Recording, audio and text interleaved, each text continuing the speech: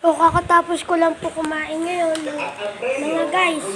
At nanonood po ako ng Tago-Taguan Challenge 100K ang premyo ni Sir Gavin, guys. Pinakita ko na siya sa Kapimpim Brothers. At napapalitan ko pala yung title nun, guys, na Sir Gavin.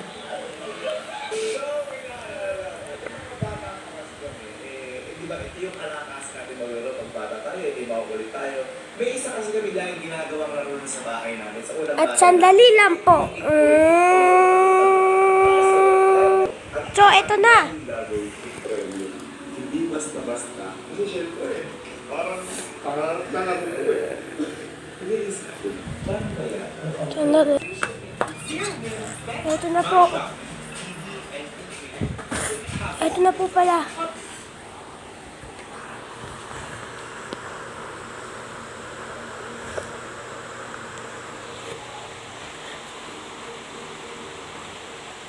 Ikukwento ko po sa inyo. Karanasan ko po, tungkol po sa mga ipis. Takot po ako sa ipis at paalala. Hindi po ako duwag. At lahat naman po minsan may kinakatakutan. Mga bata, ipis. Kaya ang mga ipis ay isa sa kinakatakutan ko. Naalala ko nung hindi pa ako nagbablog dito sa YouTube. Sorry guys kung ikot ko. Kasi minsan yung video ko, minsan kusang na-off kasi yung cellphone ko na ginagamit ko ay naglolo ko. Parang jowa mo. Joke lang. So, ayun na nga. So, kinagat ng ipis sa mata ko at hindi ko pa alam yun kasi akala ko isa lang naman yung insektos, kagambal, hindi. Parang masakit yung mata eh. Parang masakit yung mata, yung parang gantong dilat, parang ganyan. Tapos, yung parang gantong dilat, yung ganyan. Tapos, ayun nga, yung parang gantong dilat. Sabi ni Papa, Lala, baka kagat yan ng ipis. Sabi ko naman, ha? Imposible nagkaroon ng ipis dito sa bahay. Ayun na nga. So, nung papasok na kami ng bahay, nakita kaming ipis dito. Na ang akala ko ay nasa loob. Nandito pala sa labas. Mga ganun-ganun. Pagka ganun ni Papa, lumipad. Yung alam mo yung parang eroplano, yung palipad. Yung ipis parang palipad, tapos ganyan, ng ganyan. Kung saan siya gumagapang-gapang. Kaya yun nga, ang mga ipis nga talaga ay nakakairita naman talaga ang mga ipis, no?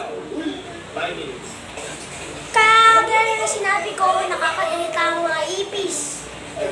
Nakakairita sila. At hindi sila gusto. Inisip ko, Pwede yung patayin ilaw. kung tayo kaya yung mga ipis. Tapos sila yung mga tao. Tapos kung maubos yung mga populasyon natin, di kawawa din tayo. Pero dapat din talaga natin ang mga ipis na patayin. Kasi peste.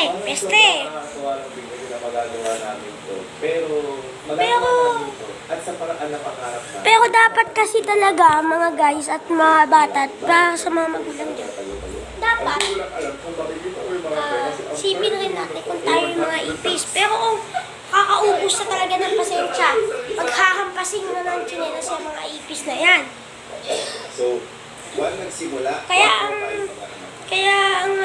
At sadali, mahirap puksain ng mga ipis, pa kasi lang mga langaw na mahirap puksain.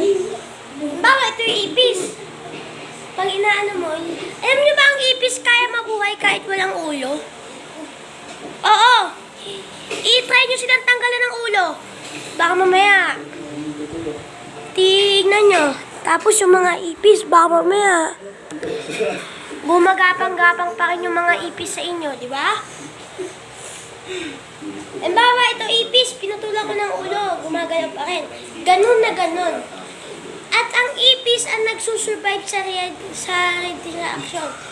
Kung napanood na yung video ni Pinoy Channel na tungkol sa mga insekto, ilalagay ko sa yung link kung ano pangalan ng channel niya. At ilalagay ko sa description kung ano yung channel na yun. Wag na pala. So, ang mga ipis sa utak nila, kaya buksain lahat ng sakit. Kaya ang mga ipis lang ang nakakasurvive sa mundo nito. Mga ipis lang po talaga mga guys ang nakakasurvive, no? Mga ipis lang po talaga ang nakakasurvive dito. Kaya po ang mga ipis ay surviving insect. O ang mga nakakasurvive na insekto. Kaya po ang mga ipis ay mahirap pong puksain. Tsaka nakakita na po ako ng itlog ng ipis.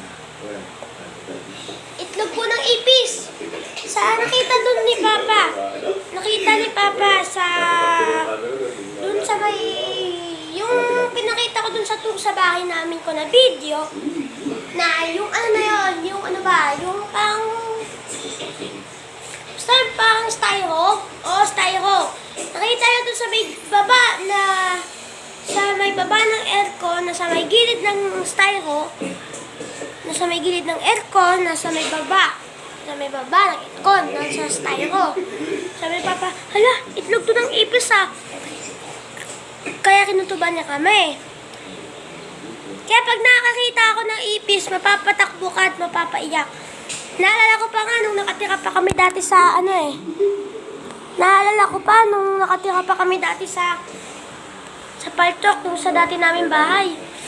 May ipis na gumagapang, tapos naghaya ko. Dali lang guys ah. Oh, tumatawag pala si Mama. Bakit? Bakit ma? Dali. So, ayun na nga yung kakanasan ko sa mga ipis. At yung kakanasan ko sa ipis na yun, yun nga talaga, yung ipis.